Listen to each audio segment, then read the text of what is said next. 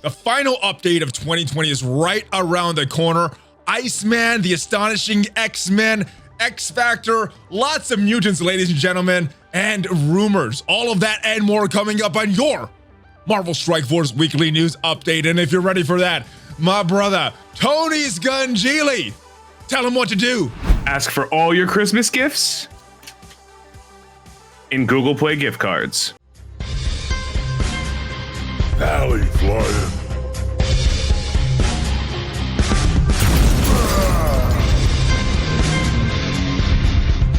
Oh, what is up, Valley Maniacs? I am ValleyFlyin. Welcome back to the ValleyFlyin channel. As you can see behind me, I am joined by my brother, Tony Scungili, the man, the myth, the legend. Now, if this is your first time here, make sure you hit that subscribe button, hit that notification bell if you want to see more Marvel Strike Force content, because we do this all the time. And let's get into it. Tony, how have you been, my friend? It has been a while. Touch and go there for a little bit, but pulled through, came on the other side, and hold on. I did not notice before we started recording. You had the vid. Yeah, but like one of the lesser vids. All right, well, I'm glad you pulled through, but where are you now? It looks like you're in the Scopely headquarters. Yes, this is specifically the department that tried to figure out how to get 6 characters in one patch, and they decided to just only do one patch for the next 2 months. Gotcha. No wonder it is all craziness over there. Now, before we get into a lot of the MSF topics, I gotta discuss with you one big debate that was happening on the Valley Club on the live stream this morning. This is probably the most important question of the entire news show. Die Hard. This has been asked on chat, heavily debated on chat this morning. Is Die Hard a Christmas movie? And as you can see here, John McClane, he has a Santa hat on. It's compelling evidence. I'm going to say that a Christmas movie is a movie that takes place during the Christmas season, because otherwise it has to be a movie about Jesus. Okay. So if Die Hard isn't a Christmas movie, then neither is like a Christmas Story, a story about a kid and his dysfunctional family that just happens to take place during Christmas, where the actual Christmas itself has no value to the story. I think it's a Christmas movie because I think a movie is a Halloween movie if it takes place around Halloween. And then, of course, there's the greatest of all. There's The Nightmare Before Christmas, which is somehow both. So that means Lethal Weapon is in there, Die Hard 2. There's a lot of movies that would qualify for that. And, I wanted to get into more debate with you. We got into a heated debate on chat this morning, but I agree with you. I totally agree with you. I think Die Hard is a Christmas movie, but let's see what the comments are. Guys, let me know in the comments. Is Die Hard a Christmas movie or is it not a Christmas movie? And I'm going to be asking everybody that comes on until Christmas. We have a update coming very, very soon. And we saw this in a Datamine a few weeks ago, or last week. We have Real-Time Arena and Mojo's Mayhem coming. 6, not 4, not 3, 6 new playable characters, battle sim for Blitz, holiday events and sales. That's probably the most exciting part of all this thing, and new event campaigns. So let's talk about each of these items very quickly. Real-Time Arena, Mojo's Mayhem. Are you looking more forward to this and this battle pass or Blitz sim? Blitz sim. Blitz sim. Blitz sim. You ever hear the expression "time is money"? Yes. Well, Blitz is going to save me an infinite amount of money. That is a lot of time. A lot of money they're donating to our time. Yeah, I'm still interested in seeing what the conversion rate is. Like how often I'm going to, because I don't assume that I'm going to win every fight when I sim. I assume there's going to be some kind of loss that I normally would get. Yeah. But I think that the time saved, at least like for my initial impression from what I've seen about Blitz sim, what I'm going to do is I'm still going to do my first rotation, but every rotation after that first one, that's going to be simmed, because at that point, as long as I can hit all 8 a day, I shouldn't be losing too much. And then, of course, I'll spend Blitz charges as need be. So I'm really excited for Blitz sim. I think a lot of people are. I am as well. I'm looking forward to this. The way I think, I don't know if this is how it's going to work, but the way I think it's going to work, if you could go into the battle, hit auto, and you'll win it, without choosing a target or anything or doing some turns, you should win that. Now, if you have to choose some targets, you may or may not lose. But I think just the time savings, just the volume, because I've found that quantity, the amount of battles that you win in Blitz is more important than where you're blitzing. And you may lose a few, but if you're just getting these battles in auto, I think the score is going to be a little higher. So I got to say, I'm looking forward to that as well. But I think there's going to be some cool things in BattlePass. I don't know. I play a lot of games, man. And I've never seen a BattlePass that made me like flip out. A VIP, a BattlePass, whatever you want to call it. Yeah. In general, it's always like a decent amount of resources and then some hook. You know, it's usually some kind of special thing, whether it be a specialty, like for this game, I'm just speculating, like a specialty portrait, or maybe this is how they're going to initially introduce costumes or something.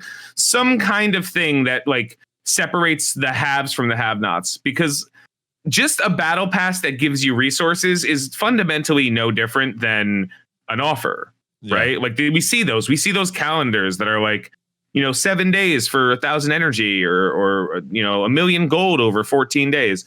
We know what those are. There's no major difference. So if you want to get an investment, if you want people to like buy into it like a subscription, like a game as a service kind of plan, it needs to offer something that separates the people who are willing to spend that money, whatever that money may be, $10, but separate that from the people who are just going to spend that on resources anyway and don't need to waste it and wait over the course of 30 days. Another thing just to tap on is the idea of what type of battle pass it'll be. Some of them are a flat rate of things you get.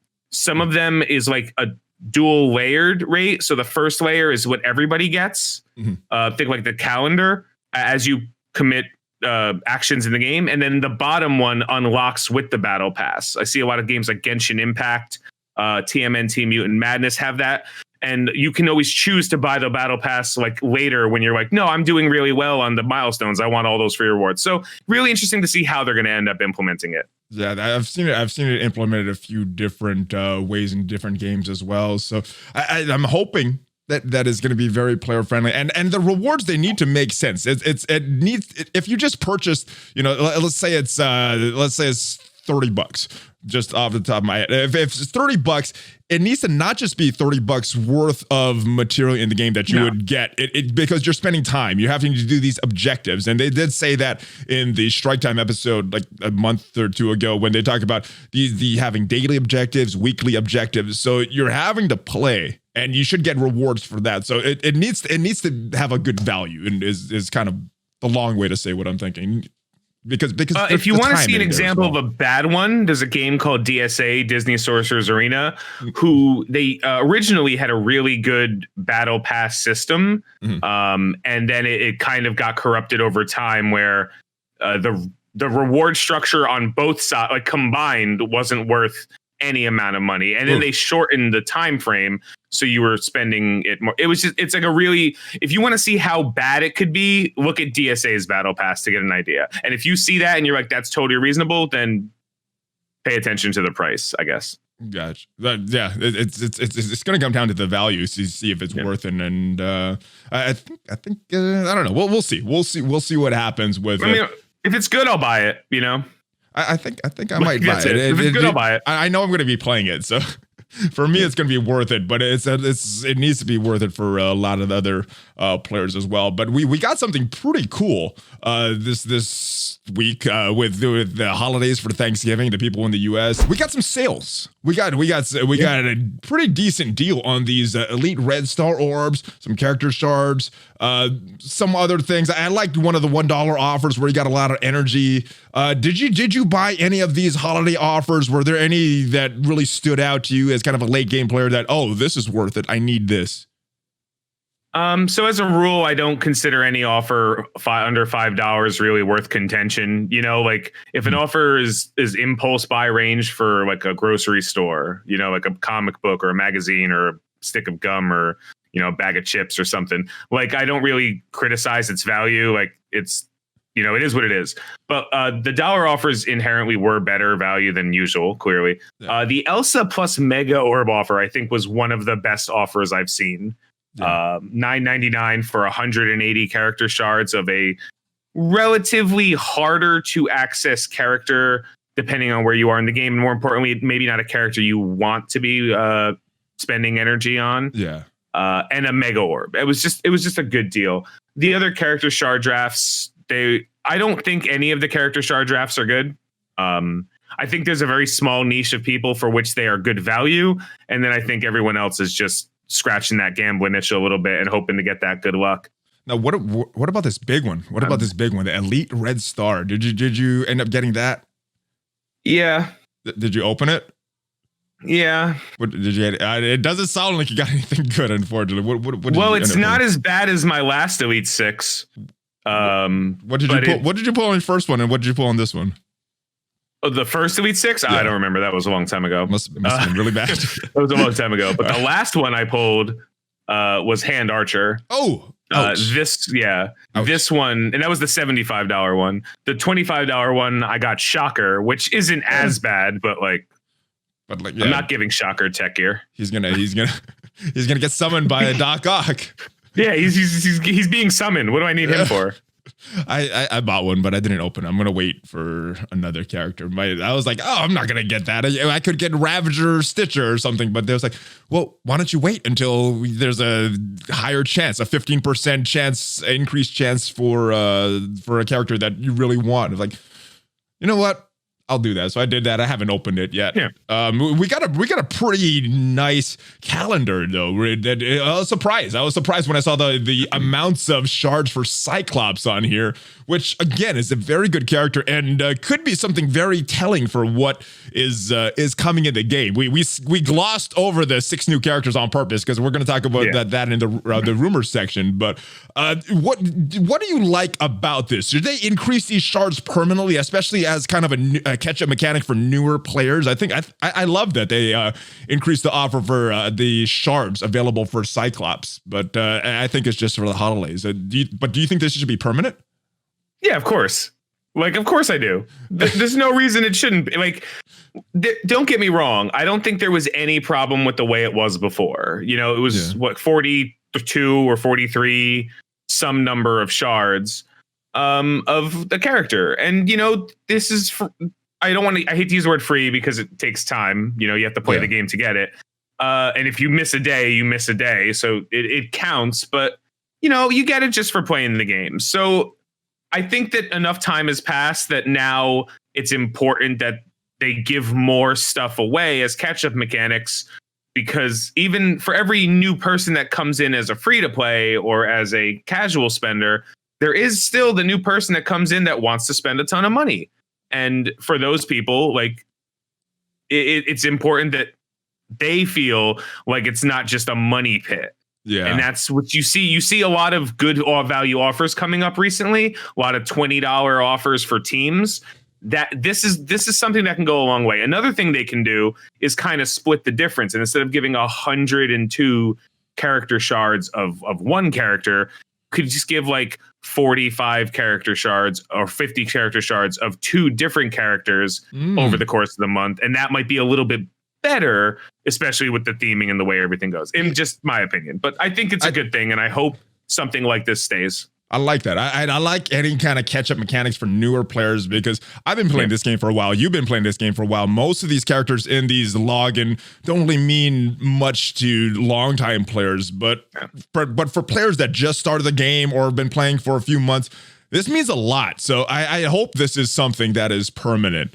And one of the less noticed things is that it's now that I know it's silly, but now that they took Wolverine out of the infinite 5 stars every day, it's very uncommon for players to gain access to Ultimus orbs now. So giving a ton of character shards in the calendar could now be even beneficial to players like us, where there's an Ultra store where we can spend those shards on currency. As it is, I probably make 1 or 2 Ultimus orbs a day just from, every other orb I have that's a 7-star. Yeah. But getting a nice little boost over the course of a month that could equate to a whole other Ultra orb or 2 worth of credits is a huge boost. And it's also going to help some players who are just starting to get close to that line, like push through and start being able to open more Ultimus orbs and actually unlock Ultron, you know, get some of those extra characters. When I was playing like we've been playing the same time, Ultimus orbs were incredible for helping to finish out your roster. Yeah. Now you're probably like me, where like there's just not enough value in them. I haven't opened one for a long time. I'm not even sure what I'm saving it for. I haven't opened one for a long time, either gear or anything. So yeah, it definitely helps the newer players catch up. I like things like this. Now, another thing that's helping players catch up is an event that we have going on right now. It is an experience. Throttle, 2 times Commander experience. It's as we're recording this, it's expiring in another day. They've had these kind of events go on before, lasting 1 day. This is the first time that I can remember that I've had it go on for multiple days. How much do you like this? How many cores are you spending to refresh this to really get your experience level up? Are you doing the normal? No more. No more? No more than usual. I've delved into the hundreds. Yeah, but usually it'll be a reason. Like whenever I spend cores to refresh energy, it's always like for a reason. Like, oh no, I really need to farm a gear piece or something. Like I don't really worry about the cores I spend, so I don't want to give that advice out to people to be like, yeah, just spend them, do whatever you want, guys. Like I don't really care, because for me, if I needed to spend $20 to get more cores, like if I'm like, oh no, I don't have enough cores, I'll just buy more. And I know that's not true of a lot of players. Yeah. So like, I don't think I would necessarily go out of my way, but I would if I was like super close to hitting a milestone number. Milestone numbers are, of course, 65, 70, 75, and now, of course, 80. Yeah. Then I would probably pay a little bit more attention and maybe push a little bit more just to get there a little bit faster, just to be able to do whatever the was locked behind there, gear 13, 14, et cetera, that kind of thing. Game modes that are locked behind being level 70. Yeah. That kind of stuff. Well, there's one kind of game mode that is sort of locked behind being level 80. You also have to get a lot of characters up to enter this, up to gear tier 15. And to get to gear 15, you need to be at level 80. And there's some people that are there right now. We see a couple names here. We got 6 as we were recording this. 4 from Legion of Cabal, 2 from Pants of Hulk, and it looks like Fate's Fury, Scopely Fixed Prices, and Tadano Mech are the 3 in the lead. Do you have a prediction on who do you think is going to win this race? Because there's some pretty good rewards for the people that finish this. They get their name enshrined, and maybe Scopely Fixed Prices will be enshrined forever in the records of Marvel Strike Force. But who do you think is going to finish first? I have long suspected that that this was going to be a lot closer than Dark Dimension 3, because the reward at the end of this is not just a pat on the back. The reward for this is a very viable and usable character. Your favorite character. I think Your this favorite is going to be. character. Oh, did I not mention? Yeah. Yeah, I think that there's a difference between arbitrary resources and 5 red stars on a useless character and the best character in Marvel. So, like, I think it's more non-biased competitive. opinion. Yeah, totally. It's just a fact when I say it. I think Fates had, from what I've seen, Fates had a very good plan for his roster. I'm asking everybody, do not look at what the people who spend more money than most people make on this game for guidance as to how to build your accounts. Fate's 147k Captain America was a phenomenal choice. Your 76k Captain America won't be. I think Fate's put more thought process into it, and I think based on the width of his roster, he's probably going to go ahead, but it's going to come down to RNG. It's going to come down to who gets the resources in the store, because they're not really purchasable. And that's it. Once you get the characters to go in, you're just going to spend the money, you're just going to go in. So Well, for most players like you and me, the main thing that matters is who they're going to pick with their rewards, who they're using, because that's what's going to determine what comes up in the future Blitz voting for some of these character shards, and then obviously that 100 shard from the login that they're going to get. So hopefully whoever wins this picks a pretty good character for the rest of the community.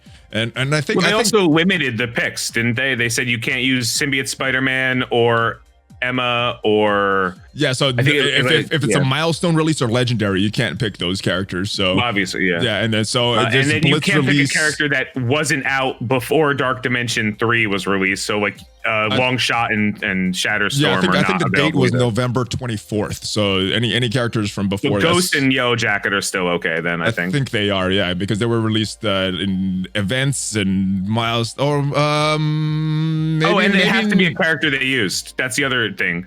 They have to have used it in a node in Dark Dimension. Okay. Well, hopefully, I'm crossing my fingers. Hopefully they pick a good one for the rest of the community. Now, going back to the blog post where they mentioned all the rewards, we have some character availability updates. Now, one big character just returned, and this is a very good character. He's been out for a year. Power creep slightly, but still very, very usable. Using him in all types of game modes. Black Bolt, very, very good character. What are your thoughts on new players that are just unlocking Black Bolt? How much resources should they put into him right now? Everything.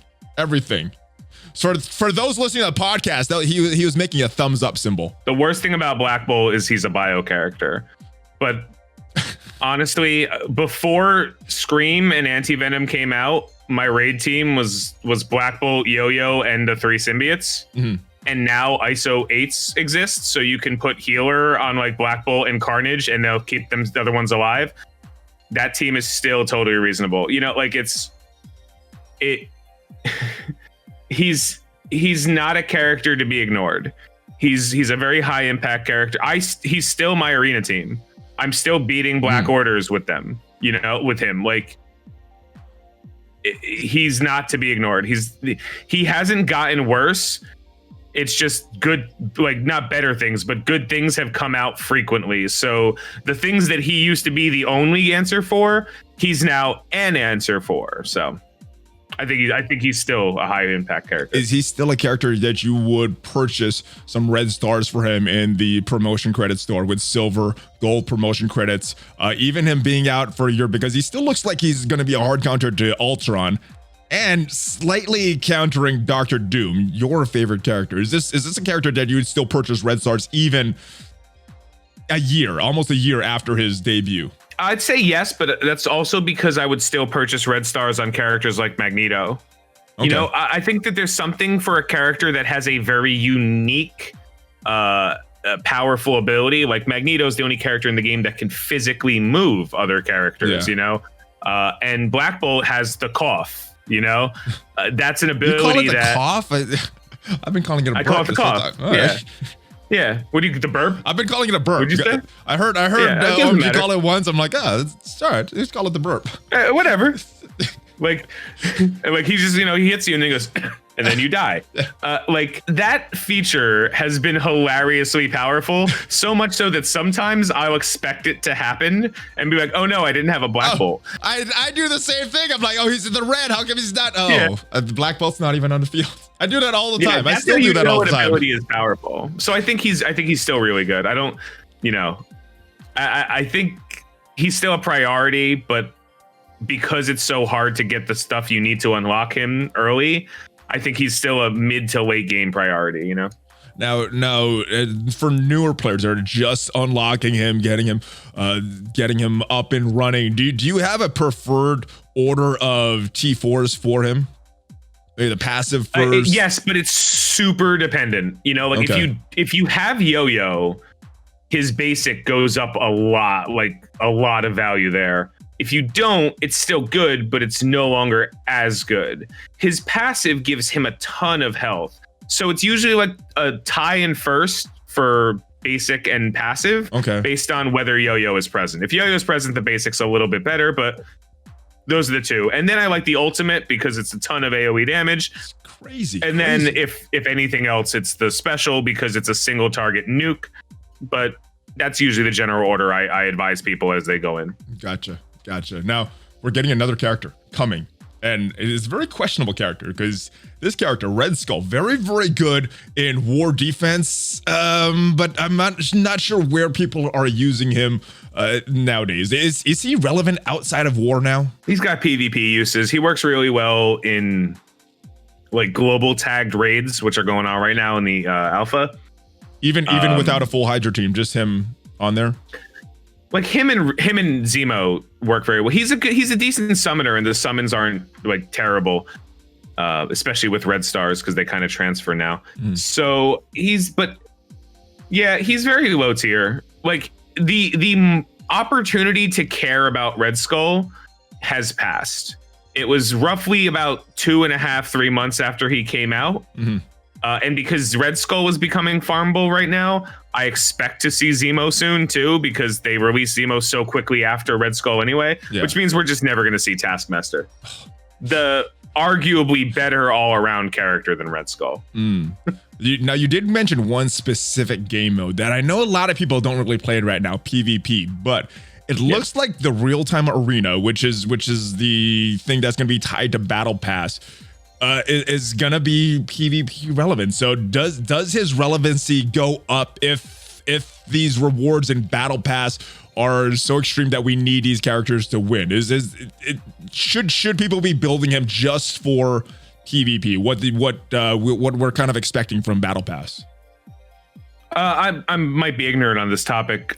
Did they confirm that real-time arena would function the way PvP does, or is it going to function the way arena does, which is you bring your team in and face off against somebody? So from what I understand from that Strike Time episode, it's going to be real similar to what we have as far as event right now, where there's some restrictions on characters. I think one of the events going on right now is you can't use legendaries in that. So if you're restricted on characters, his value comes a lot higher in my opinion, because in PvP he is a very good character. So if you're not able to use legendaries or certain characters, then he is a good option. So it's kind of like real-time PvP without the draft. You get to pick your team. But that's what I'm comparing it to. Is it just the natural progression of the PvP system they put into place, or is it something more similar to the Grand Arena Championship in Star Wars Galaxy of Heroes, where you get to pick your team? Like, basically I'm asking, do you have to draft?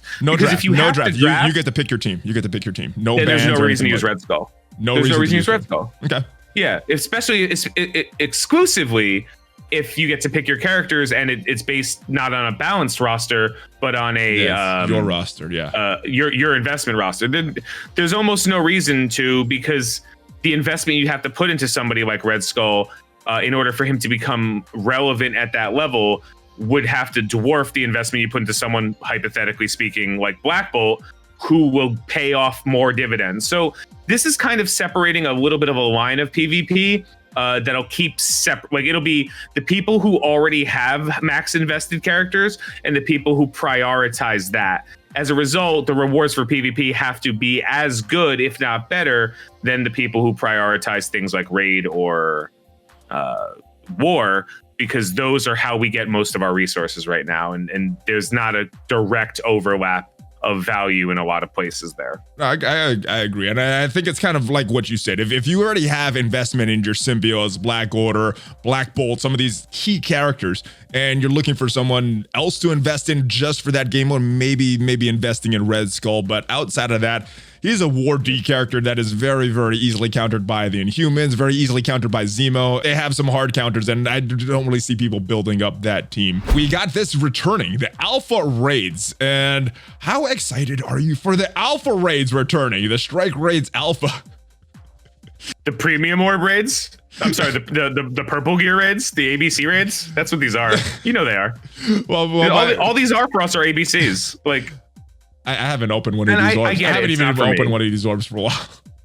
But yeah, I get it. It's not for me. It doesn't have to be for me. But like, it can't be nothing. Well, it's so useless. Well, They're talking about sliders coming for these Greek raids, right? And obviously, if they're increasing the difficulty, they're going to be increasing some rewards. So hopefully, there's some rewards there. But how difficult are you expecting these raids to be? Like Ultimate 7 level difficulty without the healing, or like the same level of difficulty, you just don't get to heal? Because if it's the exact same, I'm not using any heals on any of my Greek raid characters, and I'm just kind of autoing pretty much everything. So what are you expecting from these raid sliders when we get these? Truth is, it depends on how they balance the game, right? Do they balance the game to what they expect a player to be at certain levels, or do they balance the game to what players are currently at? Like, say we copy over 5 difficulties, right? There's 0 to 5. Yeah. Difficulty 5 should be comparatively as difficult as U7.5, right? Like that's just what it should be. It makes sense. Yeah. But it's the stuff in the middle that becomes a little bit issue. Now, remember the most important thing. While U7 requires from a pool of characters, I'd say there's about 16 to 20 total characters that are like super viable in U7, and that number's up from the original 15 that I did a video about like 4 or 5 months ago. I'm sorry, time is weird in 2020. It is. But like the difference is those are good characters that you would invest in anyway. When you get to alpha, gamma, and beta raids, like you might just not have right. Yeah. Oh yeah. Great for the global. But like, okay, so global has like 15 options. So for alpha raid, it's totally reasonable. But once you get to beta and gamma, like Kree is hard, Defenders is hard to really have to put more resource. Mercs is hard. So because you have to be more specific to your characters, I do feel like the scaling should be more forgiving in these. I think that the middle difficulty, whatever that is, should be maybe a hair more difficult than what we're dealing with right now. Are you talking Greeks or Ultimate 7 difficulty? What Greeks, we're dealing with specifically Greeks. Okay. Yeah, like when the slider comes into Greek raids, the middle difficulty, so we'll say .2, .3, if it starts at 0, whatever, that one should be like roughly the same power as what we have right now. That's the stop point, because for the same reason you want to make it more difficult at the top end to keep players like me and you from being super bored with this. Yeah. You also want to give players an easy way into it so they could feel like they're progressing and they're growing as a player, or else they get bored and leave. So I do think that like making, Strike Raid Alpha 4 difficulty 0 should be significantly easier, or at least as difficult as challenge level 5 of 3, if that was an option. Does that make sense? I should always feel like a ladder. You should always be striving to do a little bit better, or else you're just going to get bored and burned out.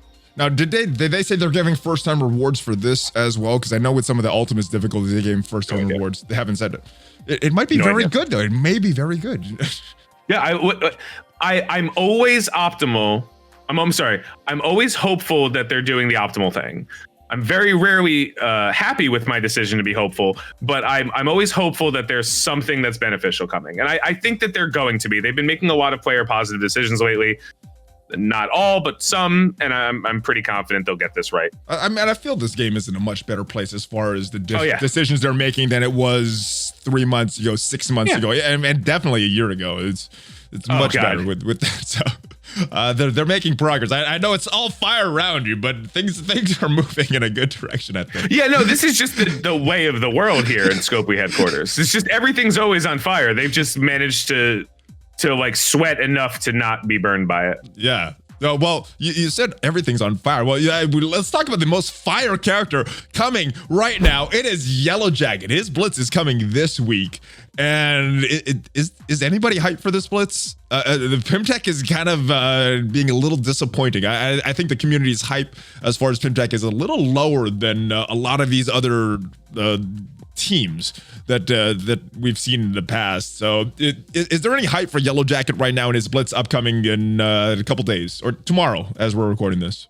Yellowjacket is a better character all around than Ghost is. like I'm saying it now, okay, so we have a record of it. All right. Ghost, now, flip it, guys. Ghost has her value, and again, percentage health steal is very good. Yes. Yellowjacket has a 30% health steal from a target. That's from yellow good. Health. Yeah. He's an assassin. Like, you know how sometimes you go into a fight or a raid node and you're like, I just need to get this guy down? Yeah. That's what he does. So I like his kit. I like his character. I don't think his blitz is going to be that high. I think most people are really high on Ghost. I think Pimtech is better than a lot of people give credit to. I don't think it's a great team. I think it's a good enough team. I think they're a good team. I would agree. I think they're a good team. They're not a great team. They're not a meta team, but they're good. Yeah, they're good enough. And I've been long saying that I'm confident they're going to unlock a legendary. Legendary? I can't say. Okay. But I've been very confident that this team will unlock a legendary. I've been saying so for many months, and I put my money where my mouth is, and I bought them all. So I'm expecting to be right. All right. Or hoping. All right. With all that said, what do you think is going to, you said the score is going to be a little lower for this blitz. How much lower for the first iteration of Ghost? We see right here, 21 million for the 1% cutoff for Ghost. Where are you thinking the cutoff is going to be for Yellowjacket? 19. 19. So right around there, just slightly lower. 19. I think that I think Ghost, the biggest thing about Ghost is 1, DD4 people hyped, 2, 100 shard unlock, no people that normally would buy just blitzed instead. You know, or more importantly, people that normally would buy 2 offers only got 1. That, like me, I only bought 1 offer because you know, I got a 5-star, she's 5 now, but that's it. Oh no, wait, I did buy a smaller offer, but that was later. I bought the big offer, the $50 offer, and then like one of the small ones later. They've had like dollar offers for some orbs recently, and I've liked that. I forgot to buy every it, time a new character comes out, they have that last $1 offer. I'm like, fine, whatever, take $1. What's the worst that happens? You know? I get 6 shards, cool. Yeah. Sometimes I get 40. You know, sometimes I don't think Ghost is going to be as big. And you can even kind of see it too. Like, you know, we have some like dead blitzes in between it, but Ghost was the first blitz after a really long time that people had to care about, because you can even go backwards and see. So I think we're he'll going be all high. the way back for about a month. It's looking like 10/22 is the last one before Ghost, which happened on 11/19. So about a month that we've had. If I were to blitz for Yellowjacket, which I already have a 5-star because I bought both offers and got super lucky with my polls, so I'm not going to. But if I were to blitz for him, I would stop at like 19. I would feel comfortable at about 19 million for top 1%. You know, that's my take on that. Okay, and we got another thing going on. We have something coming back this week, the Chaos Theory, and I always like talking about this with who's ever on the news that week, and I'm going to ask you about it because we know it's coming back.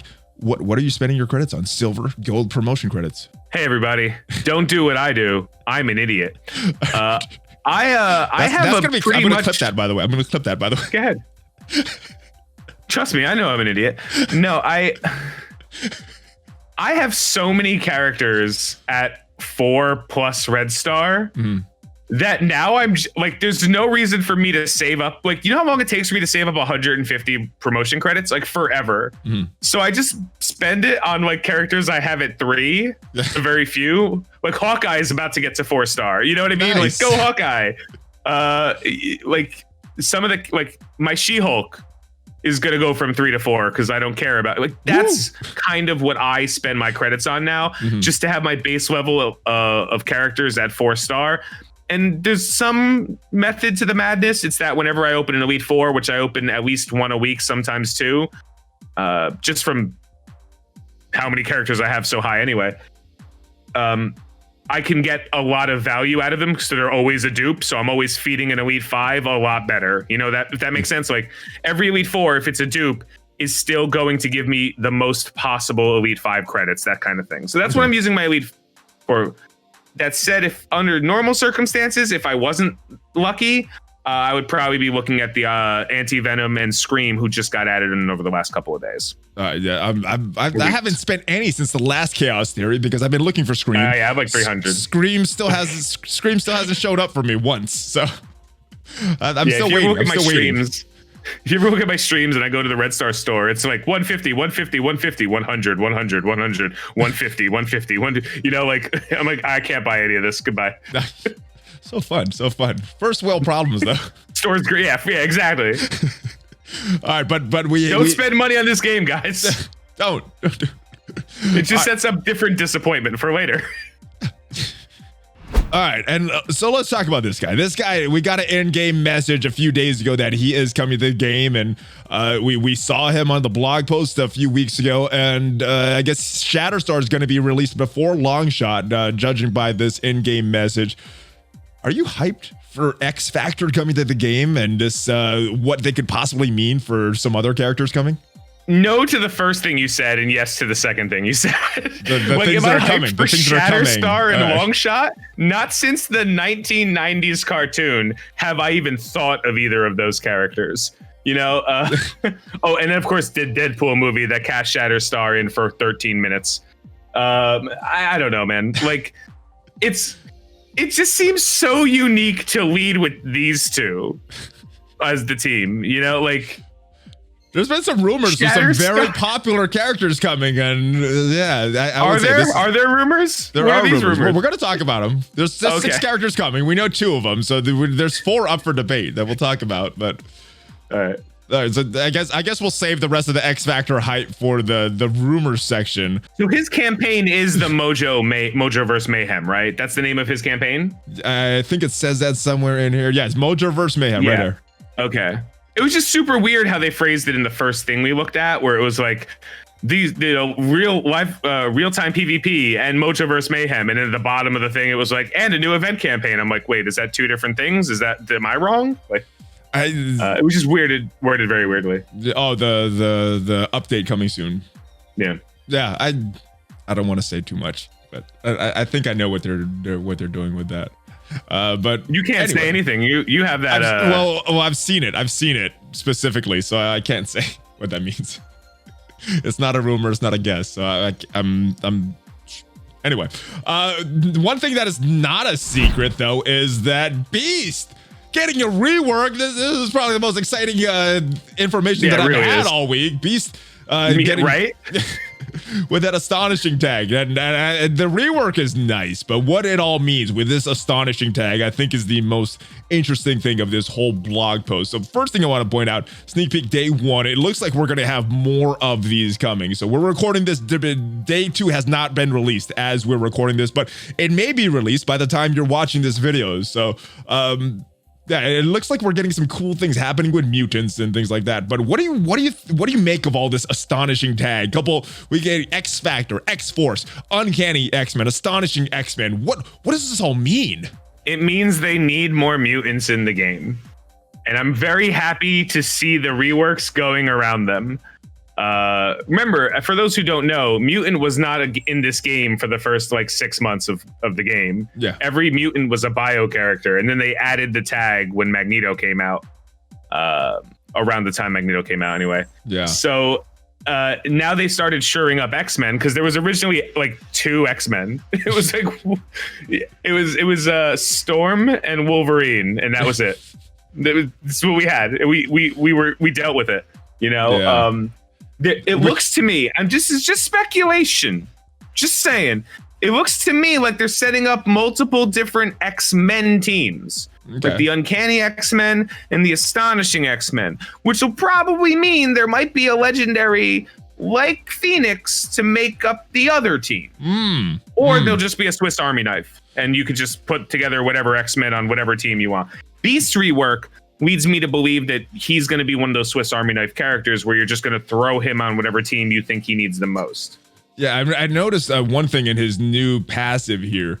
He has Astonishing X-Men. He's going to heal them more when he's an ally with the Astonishing X-Men. I think this could be good for maybe Greek raids because there's no healing that you could do between the rounds. So maybe he becomes more valuable for the Astonishing X-Men for this. But also he still has that synergy with the Uncanny X-Men for campaigns and challenges. So if a character like Phoenix dies, it does not count. The first ally death does not count for a loss of a medal, so you can still auto these after that. So I find it very interesting that you're using him on multiple teams depending on what game mode you're using. So I don't know if that provides any clues. He's getting multiple tags. It Yes. seems like he's getting both uncanny and astonishing, which leads me to believe that maybe some new characters coming out, May have like multiple. some characters that might go burr, might Oh, you mean this? We mean this. Circling back to the next cool member of the Astonishing X-Men that they're talking about. What's cooler than cool, Valley?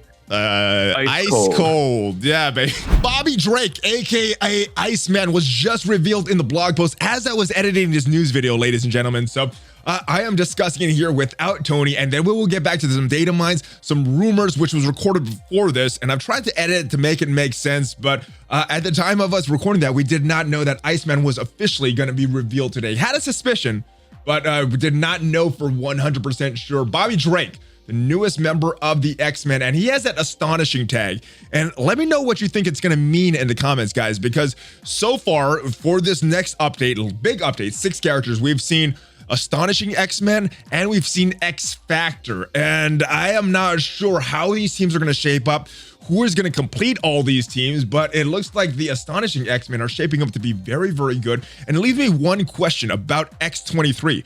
Where is she going to end up? Is she going to get an Astonishing tag? Is she going to get an Uncanny tag? Or is she going to remain on that X-Force team? Let me know your thoughts in the comments. Let's get to his kit, his basic Chilling Blast. Attacking the primary and adjacent targets, 240% damage, applying slow, and you're gaining 1,000% extra focus for this action. Again, sometimes it doesn't perform how it reads, and this one reveals 1,000% extra focus. Not sure if it's actually going to be that, or if it's just going to be 1,000 flat extra focus. His special, Freezing Impact, energy cost 3 out of 3. So this is available on turn 1. You're going to attack the primary target, 280% damage, and if you have slow, like his basic applies, you're going to crit.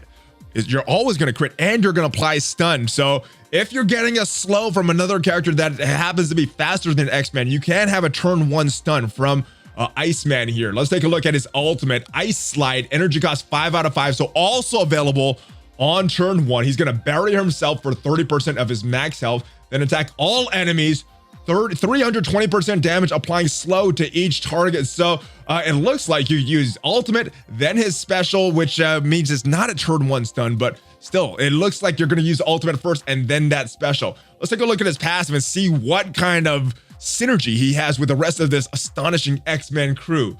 Absolute 0 on spawn if his health is full, which it should be if you're not using him in a raise or something like that. The character has 4 or more Astonishing X-Men allies revive once with 40% of this character's max health. So can't die, or he can die, but he's not going to die in an initial if he has a full team of Astonishing X-Men.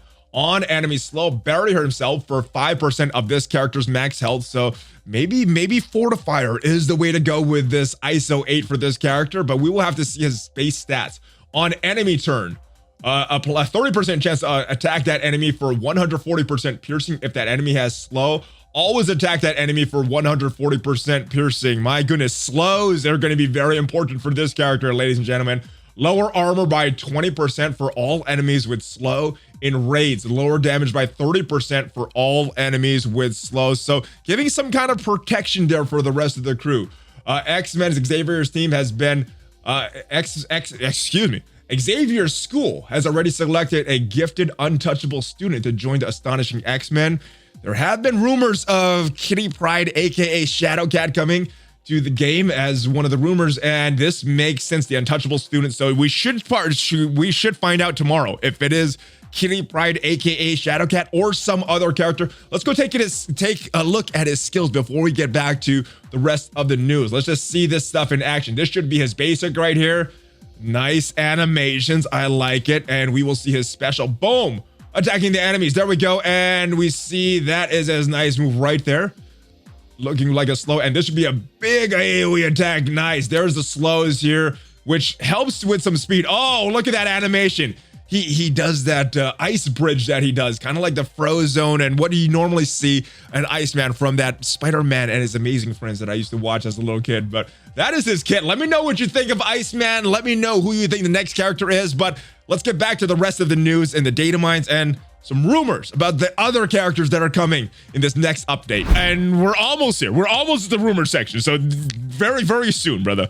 But we have a date. We have a date in the Datamines for maintenance starting 11 a.m. Pacific time, 12/8. So next week, we should be getting this update. We should be seeing these characters. We should start seeing an offer for Shatterstar and some things going on, and maybe some of the other things that we talked about in that blurb, that in-game mail that we saw.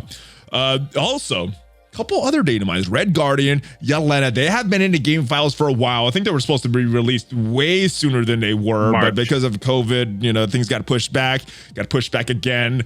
And rumors floating around, maybe this update, maybe the next update. But we'll talk about it in the rumor section, but there's speed. Skill, both skill characters, speed 84, very, very slow Red Guardian, and Yelena is 124 for her speed, so decently fast. What are you expecting from this team, this Red Room team?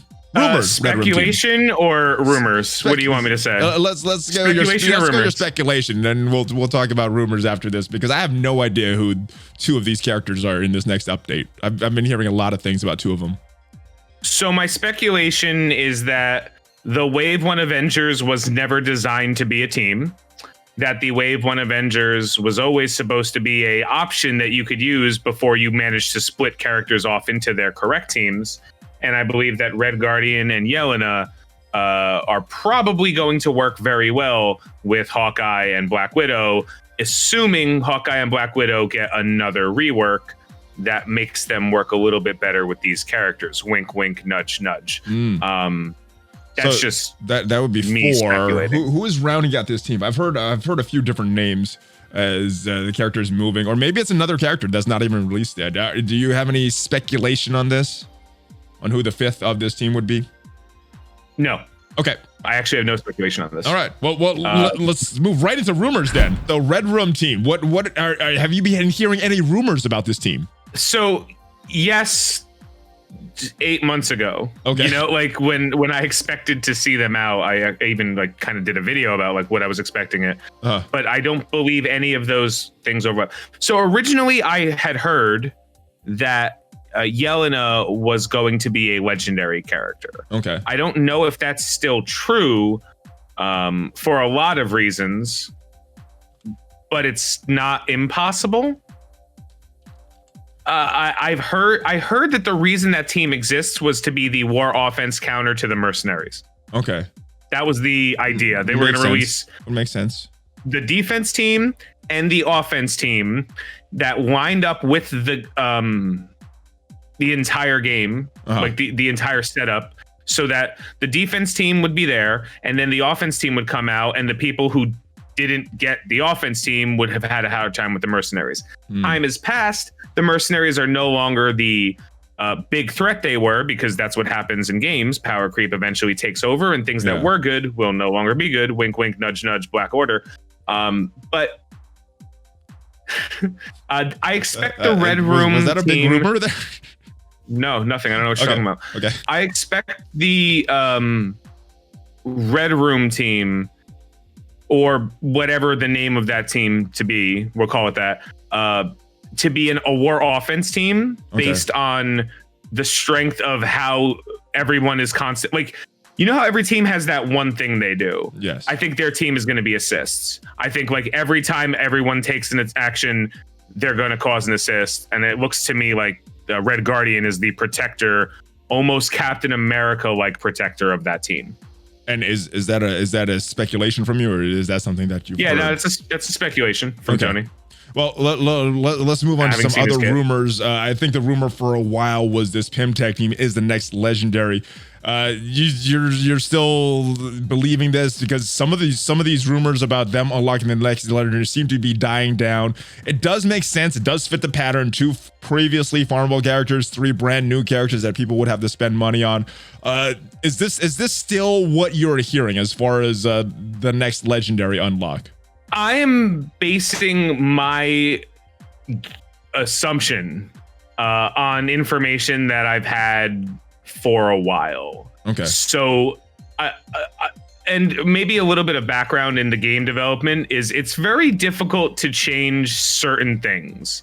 Some people say that they chose the Sinister Six team to be the one to unlock IW after no one bought them. Mm-hmm. No, they can't release a patch without crashing for the first week. They didn't put together a legendary event campaign in like a month. That didn't happen. That was the plan.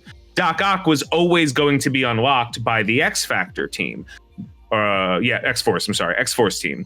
I get confused with them as well. Force. Force. X Force. Something. Yeah. The thing was Doc Ock supposed to come out when he did? Was X-Force supposed to come out? That's what they can move around. Okay. It takes about 6 months to develop a character, and we already know, we have evidence that they've finished quite a bit of characters, and just kind of sat on them. We've seen it happen before. We knew the Black Order was relatively done, then they just tweaked a little bit. We knew Beast was done, and then months later we got him. We knew Cyclops was done. He had a little bit of tweak, and we got him. So we know that they kind of like go on the fly and change things as they are. I don't think they would change a legendary unlock team. Okay. Or who that character unlocked. And that's why, like I've been saying for a very long time, Blade is not, nor was he ever going to be a legendary character. So I don't know where that came from, that Blade would be it. He is coming out. He is going to be in the game, but he's not like a legendary unlock for a team. So I'm interested to see who the next legendary is, more importantly, regardless of who the unlock is. And I'm leaning on either the Yelena rumors from a long time ago were correct, or maybe there's that X-Men character I was mentioning a little bit ago. Yeah, the X-Men character, especially with all these new X-Men updates, we're getting a lot of mutants in the game. Seems to be gaining some traction, but again, it's all rumors, nothing that I've heard specifically. But we're just going to talk about these 6 new characters. Now, 2 we already know. Longshot, Shatterstar, they're coming to the game. The 4 are in question. Now, I think most of the community has a very good suspicion about 2 of these 4 characters.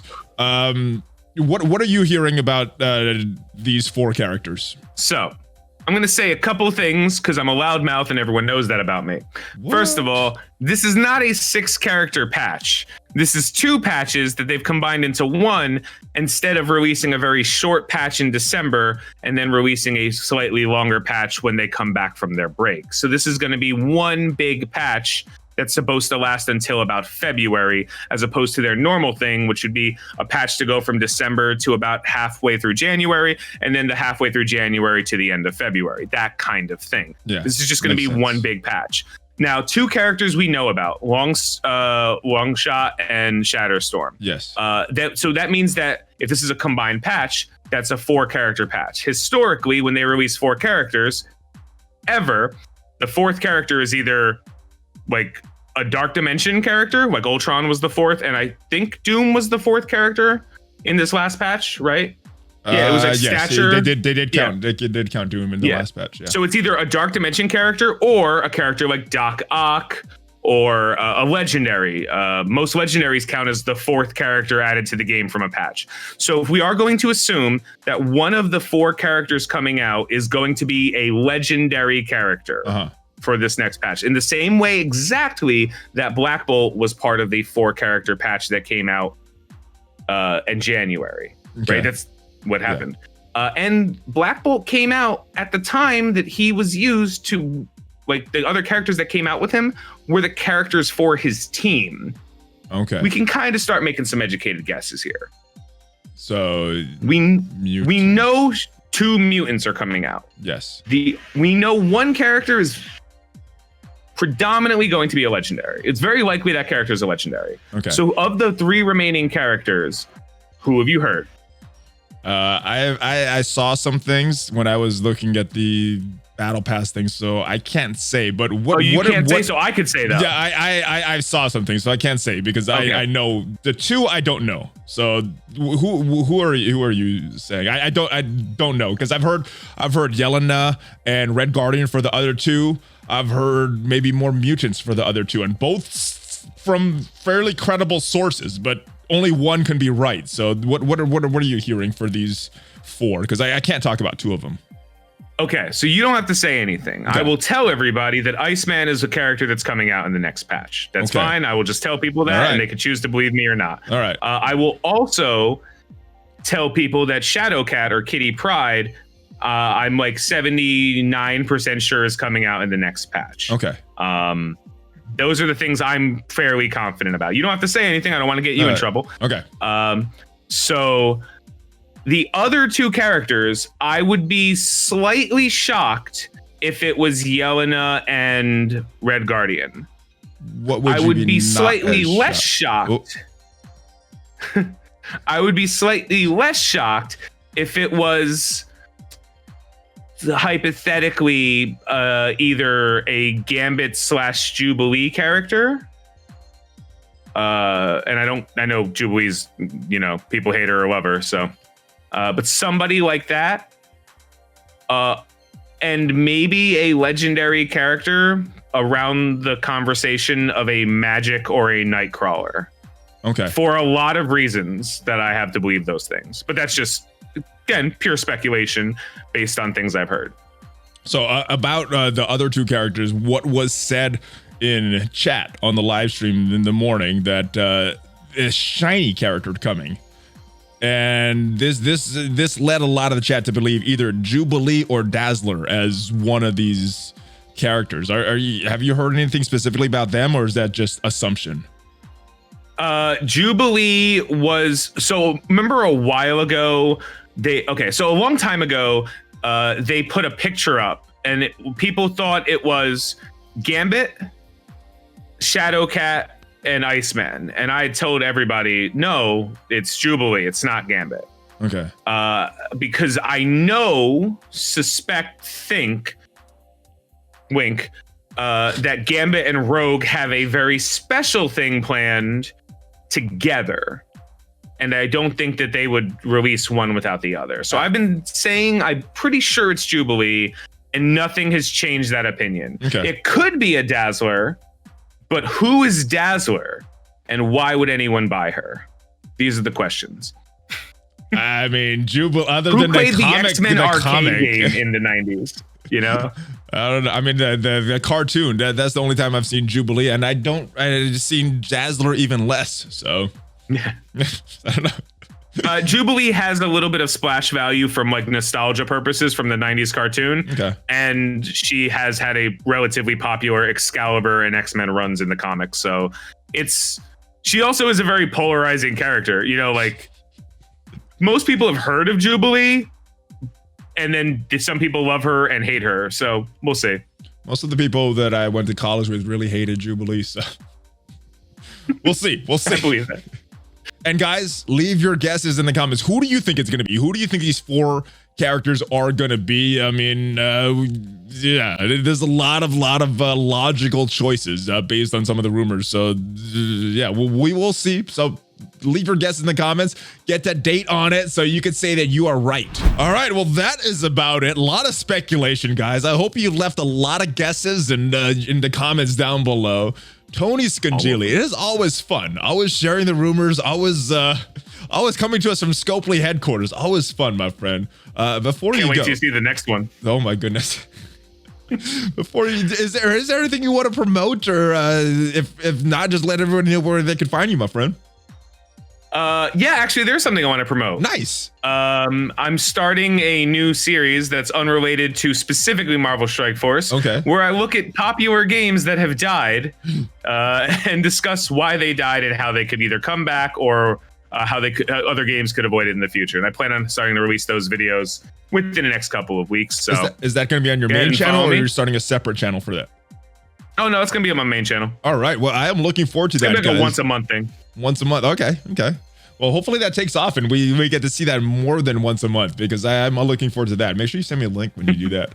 But the links to his channel, links to Twitch, Discord, all that stuff are going to be down below, guys. And I will see you guys next time. Subscribe, like, smash that button, and Twitch every weekday morning, guys. Hope to see you there. Join the Valley Club. We have a lot of fun. And Tony, as usual, give me a fist bump before you go, my friend. Oh, he got it checked. There we go. Hog fist bump. Tony and Valley out.